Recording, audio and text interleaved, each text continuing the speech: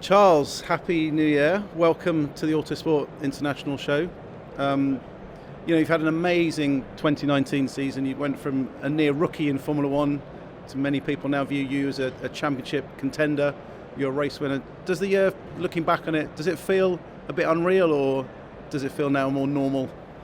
It does a little bit. I didn't know what to expect starting the year with Ferrari. First year with Ferrari, it's always very intimidating once you're arriving in the team next to Seb, who is a 4-time world champion. So it was a big challenge for me, but I've learned a lot from Seb. And in the beginning of the season, the first few races, I've learned a lot. I did quite a few mistakes, but I think I've always learned from the mistakes, and then it has been a pretty good year in which I've, as I've said, learned a lot, and I'm happy about it.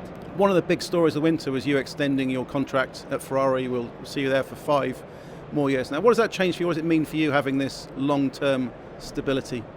Well, it's great. It's the first time in my career that I've got such a long contract. It's good to know that to have stability at the end in a career and to know what's going to happen in the next couple of years. So on that now I am relaxed in my head and fully focused on the job, and I think it's a great challenge for Ferrari and for myself to try and develop an exciting future all together and to try to work on a long-term basis. So I think it's a very good thing. You made huge progression in Formula One last year. We saw the improvements you made. Where do you feel you made the biggest gains last year, and what have you focused on kind of this winter to make another step into 2020? I think there are a few steps during the seasons. After the first 3-4 races, I've seen that my weakness was more the qualifying than the race, so I focused quite a lot on the qualifying and did quite a big step from France onwards in qualifying, which was good to see.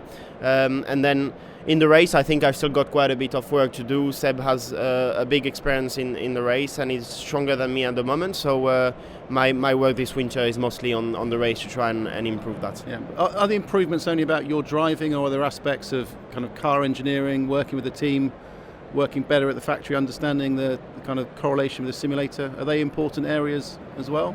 Yes, I mean it's not only my driving, but it's a whole thing. Working with the team, the setups, trying to maybe sometimes sacrifice a little bit the qualifying to be a bit stronger in the race, and all of these small details at the end makes the difference in the race. But I've progressed quite a lot in the races throughout the season, and I'm trying to keep working on that to get even better for the future.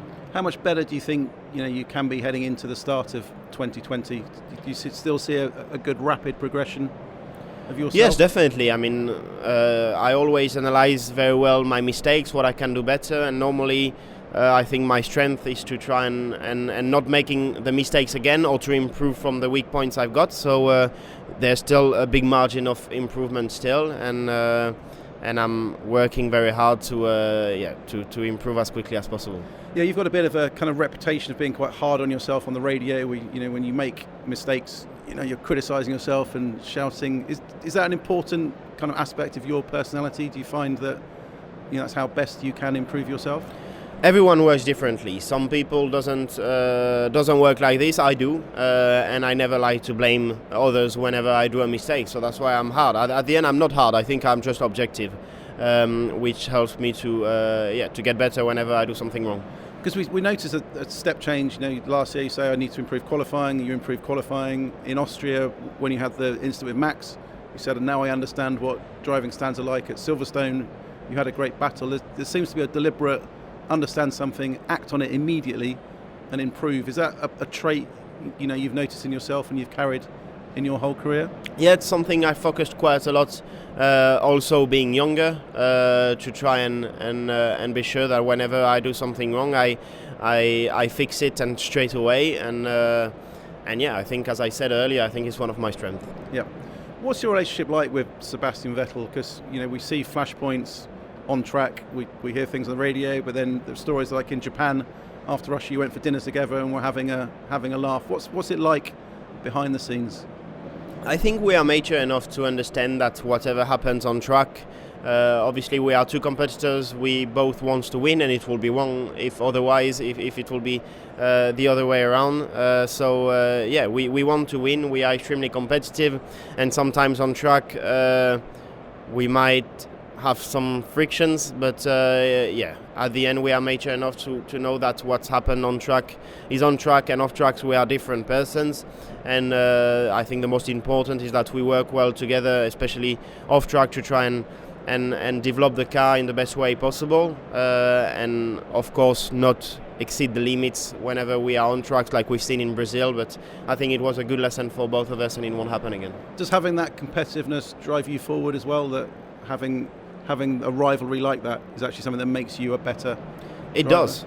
It does, because it pushes us, both of us, to try and push our limits, to be stronger. Whenever he's in front of me, I don't like it, and I work even harder, and whenever it's the opposite, it's the same for him. So I think it pushes us forward, yes. Yeah, but it's easy to kind of switch off afterwards and go out for the dinners in Japan and have a not a friendship, but an understanding relationship as well. Yeah, I mean, there's been times where we didn't really understand each other in some situations, but I think it's never really good to speak about it straight away after an incident. So we let us some time, and then after Russia we sat down again in Japan, and then we understood ourselves, and I think we grown up from this experience. Yeah, I want to ask about your pre-start ritual, because I find it quite interesting that on the grid a lot of drivers run and hide away in garages, but you always sit close to the car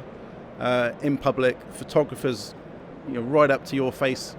How do you concentrate? Why do you adopt that? Because it's become a bit of a Leclerc trademark. I don't know. I just like to be next to my car, see what everything is going on, and not being surprised if anything has gone wrong. In the meantime, I was in the garage or something like this. So whenever I'm able to see the car, because there's a lot of photographs, as you said, but whenever I can see the car, I'm happy to see it and to be next to it, and that's where I feel best. So I just stay there. Is it not distracting having cameras right up to your face when you're trying to concentrate on the race? The first time it can be a little bit of a surprise, but then I just got used to it, because at the end, as I said, that's the place where I want to stay. So I need to get used to the photographs and the media being next to me. F1's heading for a bit of a, I think, golden era. People believe there's you've got Max Verstappen at Red Bull and Lewis Hamilton, the kind of old guard at Mercedes. The three people who are going to define Formula One over the next few years. How does it feel to be a part of this kind of the trio who are being viewed as the next golden era? Well, it feels very good. On the other hand, I don't think we are only us three, and I think overall it's going to be a very exciting time for Formula One. There are a lot of youngsters coming that I know extremely well. We have all grown together, and I know how strong they all are, and I believe it's going to be very, very competitive in the next couple of years, which is great for Formula One in general. So yes, of course, at the moment, Max. Well, I mean, there are three top teams, but I'm pretty sure some young guys will come in these top teams, and it will be very, very tough. So it's going to be very exciting. Does your perception of that battle kind of different now than it was 12 months ago? Because you've grown so much over these 12 months. The pole positions, the race victories, the points. That what your ambitions and dreams are now are maybe a bit. This is different. Quite a big difference. Yeah, because I mean, before that, even last year I was not really fighting for top positions. But now to be fighting with Lewis at the beginning of the season, with also Seb. Max was a little bit different because I raced with him in karting, but especially Seb and Lewis, it's you feel proud the first time you are fighting with them, because these are drivers that I've been looking in the past when I was in karting or starting my single-seater career, hoping to join them one day. So to fight on track with them is something quite special. So it felt a bit weird at the beginning, but now it's the end of the first year, so or the start of the second year with Ferrari. But it feels a bit more normal, and start to get used to it. And just finally, 2020 is just around the corner now. What can we expect from you and Ferrari? Where are both of you going to be better going into this season? I hope, or at least I'm working extremely hard to do less mistakes that I've done in 2019. I think as a team we also need to focus on that. In terms of performance, it's always very, very difficult to know before the first race. Actually, I was going to say winter testing, but actually in 2019 winter testing went a lot better than the first race. So we'll wait the first race, but we've been, I think, working well, and then to see the performance we'll see a bit later on, but I feel definitely more ready than at the beginning of 2019, and I hope I'll be able to prove it on track. Perfect. Thank you very much. No problem, thanks.